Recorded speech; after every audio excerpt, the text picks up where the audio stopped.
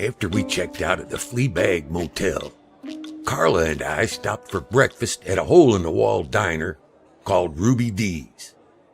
It was a noxious little affair, replete with the cholesterol-laden cuisine you'd expect from a restaurant catering to long-haul truckers and passers through. I sipped my coffee and rubbed my aching head, while Carla looked up the Register of Deeds office for Reed City in Osceola County. She dialed the number, and it only took her a few questions to learn the probate and family court office was located in the same building. We were after any documents pertaining to the transfer or sale of the property where Trudy's old trailer was located, as well as the family court information for Trudy's son. Both had the possibility of getting us closer to the location her son now resided. From Carla's side of the conversation, I could tell she was being informed that, for a small fee, we could obtain a copy of the property deed, but that in all probability, the family court records would be sealed. I anticipated as much. Our best hope was that since her ex had died in the fire, his family would have been responsible for the sale of the property, and not only would their names be listed on the deed, so would the new owners. We could head out to the property and see if they had information pertaining to the location of the grandparents. It wasn't exactly a long shot, but not a sure thing either. Carla vibrated with excitement across the table as she clicked off her phone. Okay, $15 and we can get the deed. Don't get your hopes up. The new owners might not know anything. The sheriff's office is right next door, so I can get Trudy's arrest records, too. She pulled a key ring from her purse and held up a thumb drive attached to a key fob.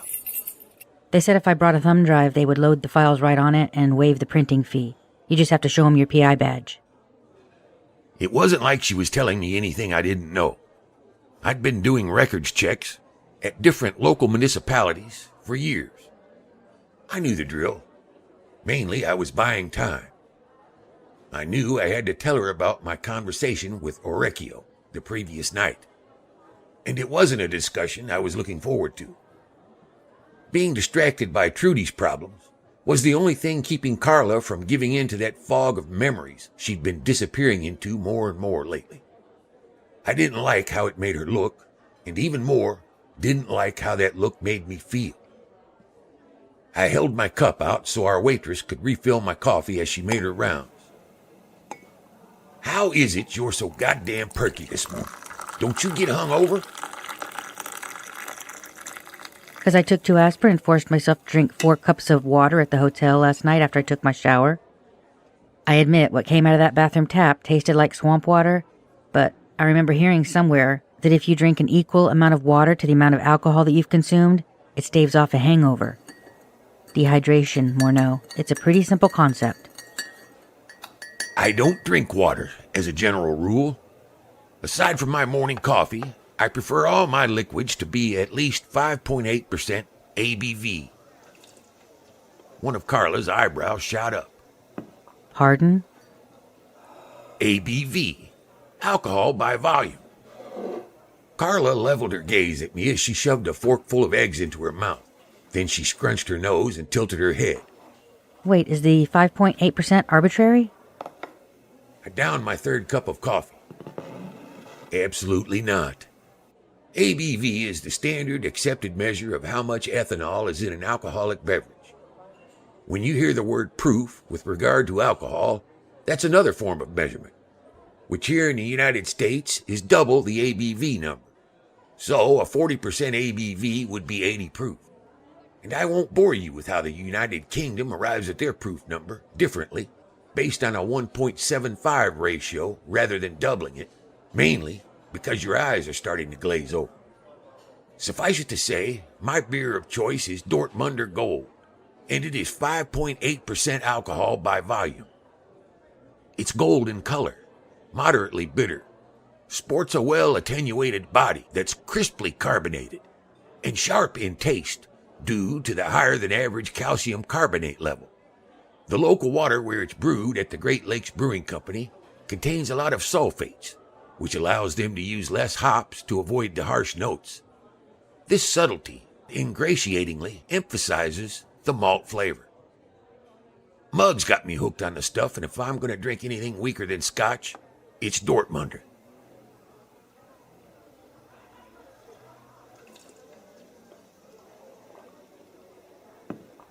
During my educational bout, Carla's face slid from the sarcastic stance of her trademark single eyebrow at half-mast to a flat, expressionless stare.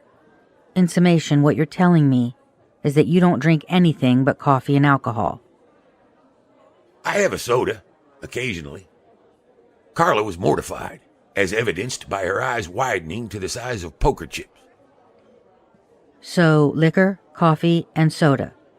That's the sum total of your fluid intake? When I said, "What else is there?" she groaned. Oh, fuck's sake, Morneau. You're doing a bang-up job of keeping your liver in the manner to which it has become accustomed. Inundated.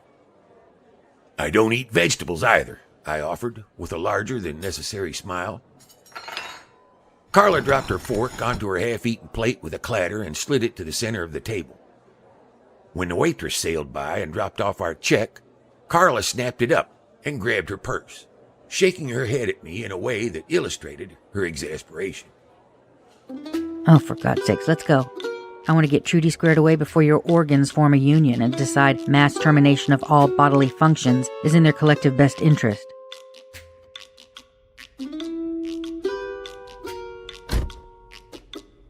She was still shaking her head as we motored onto the highway headed toward Reed City. Sometimes I wonder how you're still drawing breath. The human body is a mysteriously wonderful thing, isn't it? There's a naturally occurring body process called endogenous ethanol production, or autobrewery syndrome. It's when fermentation occurs in the gut due to overproduction of yeast, turns the enzymes into alcohol.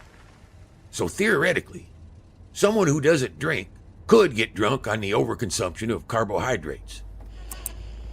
Carla flipped on the radio as she pulled a tube of lipstick from her purse and checked her face in the mirror hanging on the back of the passenger sun visor. I turned the volume down a few notches. The pen-tailed Malaysian tree shrew regularly consumes a daily amount of fermented nectar that would equal 9 to 12 glasses of wine, yet they exhibit no intoxicating effect. I find that as fascinating as it is depressing. Imagine drinking so much and never getting drunk. Imagine that. Carla's tone was that of exaggerated boredom as she looked straight at me and tuned the volume up a couple of decibels. I spoke loudly over the racket.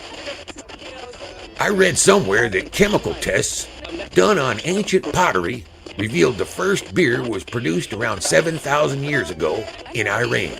And there's a 4,000-year-old Sumerian poem honoring the patron goddess of brewing that contains what's believed to be the oldest surviving beer recipe.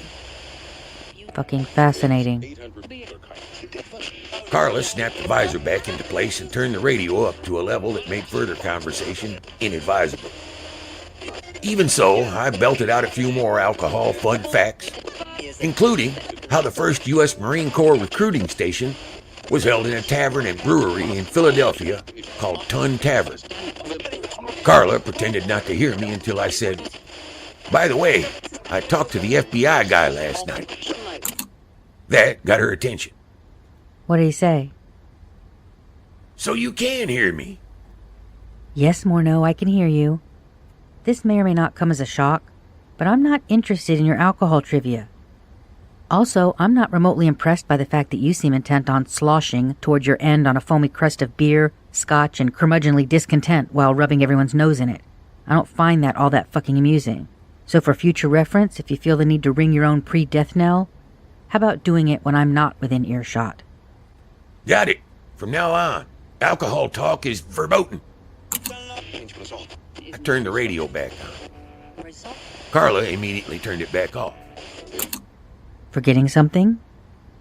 My brows met in the center of my forehead and danced a little tango of overly dramatic rumination as I tapped a finger on my lips. Carla watched me out of the corner of her eye for about 30 seconds before reaching over and smacking me in the head. I figured I'd tortured her enough for one morning, so I proceeded to bring her up to speed. So, Laurencio is in Argentina, but he's probably in Florida now, unless you have any reason to believe he'd have gone to Texas. Carla shook her head. He doesn't have any friends or family in Texas that I know of.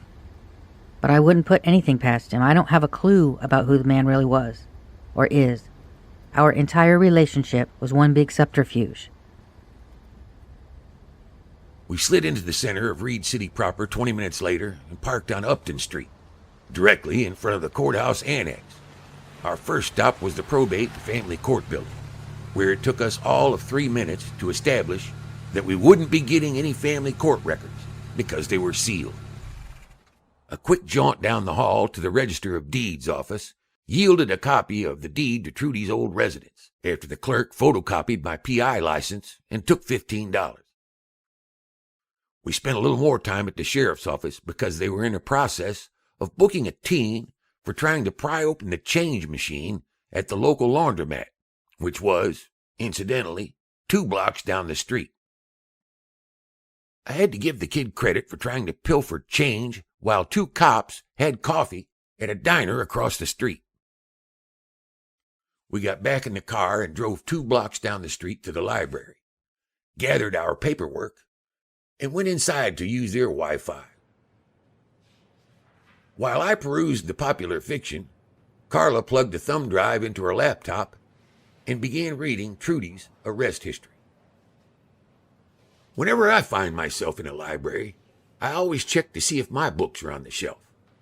As it turned out, the Reed City Library had paperback copies of my entire oeuvre. For some reason, I pulled out number 6, the one that was published shortly after Marjorie died, and number 7, the only one I'd written since. The author photos on the back were in stark contrast to one another, a perfect snapshot of what I was and what I'd become. The sloppy, carefree smile in the picture on the back cover of Book 6, with me leaning against a large oak tree outside the library where Marjorie had worked, juxtaposed against what looked like 10 years of age I'd donned in the picture on the back of Book 7. Muggs had taken that last shot of me sitting at the bar with my tie askew, and eyes that had acquired more baggage in the interim. The sloppy smile was still there, but this one was a farce, a parody of its original slapped on to feign life. I was drunk when he took the picture, but when the publisher asked for a new bio photo, it was the only one I had. And since I didn't feel like taking the time to get a professional one taken, I cropped it myself, adjusted it to black and white in Photoshop, and sent it to them.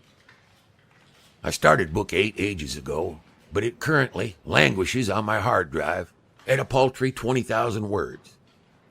Thing is, lately, I've started to feel that itch writers feel when they need to purge.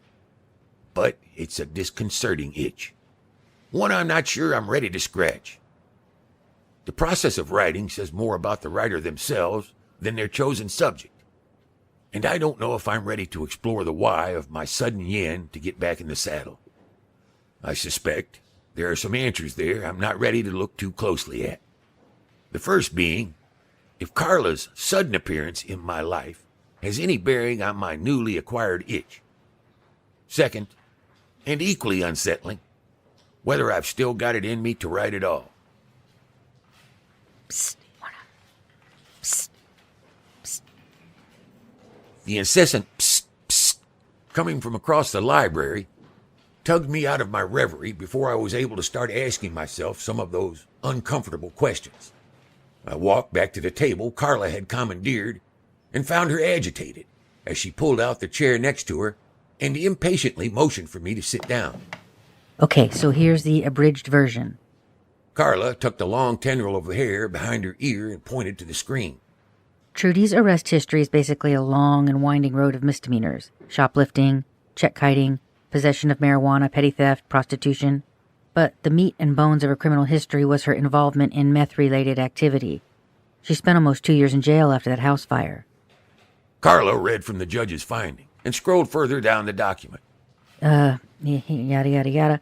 Displayed utter disregard for the lives and safety of others when defendant failed to remove her son from a home where methamphetamines were being produced. She was first released on probation for a year into the custody of her mother, Shirley Harris.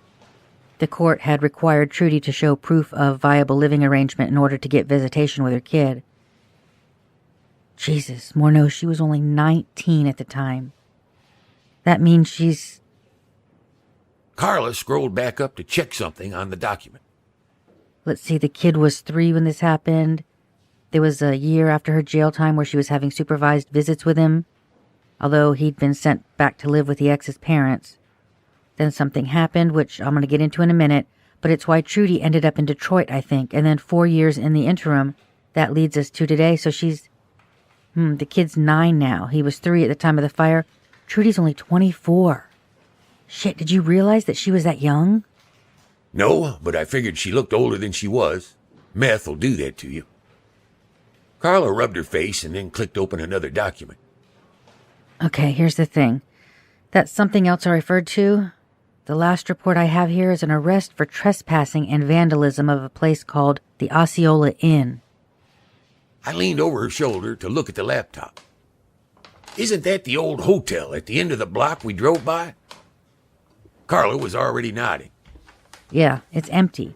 So what's the story there? Because if you look here, this says there's an attached report involving kidnapping. At first I thought maybe she kidnapped the kid, but it says here that she was the complainant and the defendant in that case was Stephen Sims. So Trudy was kidnapped. That's what I'm thinking. I tried to put the puzzle together with too few pieces. Carla closed the laptop and gathered her things. I want to go back to the sheriff's department and see if we can get a copy of that report on Sims.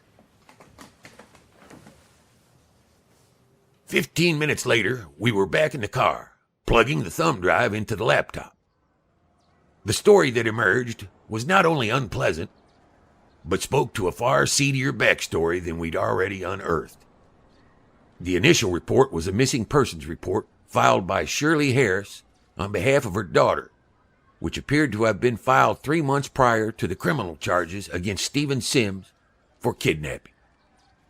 Trudy was found in an abandoned hotel that was, ironically, 4 blocks down the street from the sheriff's office, where Carla and I were currently parked. Apparently, Trudy had been shot up with heroin on a regular basis to keep her malleable enough that she was under her captor's complete control for a period of 3 months, before an officer making his regular rounds saw what he thought was a light flashing in a building that had been boarded up and uninhabitable for years. We should talk to the mother. I scratched at the 3 days' worth of stubble on my chin. Well, that shouldn't be a problem. It says here that she's the owner of Brothers Bar on Upton Street in Reed City. Carla tapped my shoulder and motioned out my left window. I leaned over to get a better look out the window. Brothers Bar was 2 blocks down the main drag on the opposite side of the road. Jeez, is everything in this town within a 12-block radius? Carla opened the passenger door and slid out. Morneau, that sounded an awful lot like you complaining about having to walk into a bar. Less a complaint than an observation. But I need a drink, so let's mosey on over and see if Miss Harris is in. I think you've confused wants with needs. Maybe that's your problem. Last time I looked, I didn't have any problems, aside from my nagging secretary. I called this out over my shoulder as I crossed the street in front of a slow-moving pickup truck. Carla mistimed it and had to wait for the truck to pass before catching up with me. Then maybe it's your eyesight. If you're looking and you can't see any problems, I mean. When was the last time you had those holes in your face checked? If by checked, you mean someone prodding around in them with some kind of fancy scope, then never. Carla blocked my entrance to the bar. Oh my God, you've never had your eyes checked? Are you kidding me? Is there some law I don't know about which states it's a requirement for American citizenship? I nudged her out of the way and pulled the door open. waiting for her to enter. Your lack of interest in your own physical upkeep is fucking staggering. That alcohol-sodden meat suit is only going to get you so far, buddy. Carla turned on her heel and entered the bar. I could say the same about your over-interest in said upkeep. Now quit yammering and let me handle this, will you? It was just past noon and the small tavern was already doing a tidy stream of business. A television flashed the news of the day. A square space, nothing fancy. Just enough to give the town drinkers what they needed. Free-flowing alcohol, shelter from the November wind, a bit of company, and cable news, in case you were short on something to complain about. I grabbed Carla's arm as she approached a stool, and a woman wiping down the end of the bar tossed the rag over her shoulder and headed toward us. Do I need to invoke the 500-word-a-day rule?